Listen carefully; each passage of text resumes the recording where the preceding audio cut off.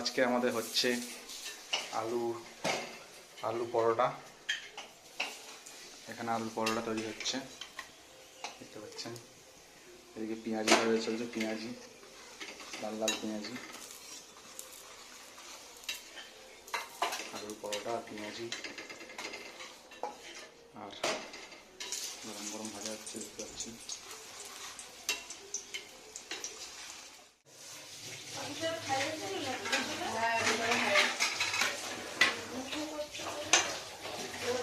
তো বন্ধুরা, আমাদের খাবার রেডি হয়ে গেছে। একটু আগে দেখাচ্ছিলাম আলুর পরোটা আর পেঁয়াজি আর তরকা। সো আমাদের রেডি খাওয়ার জন্য।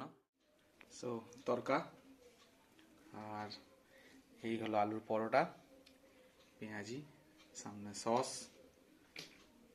তো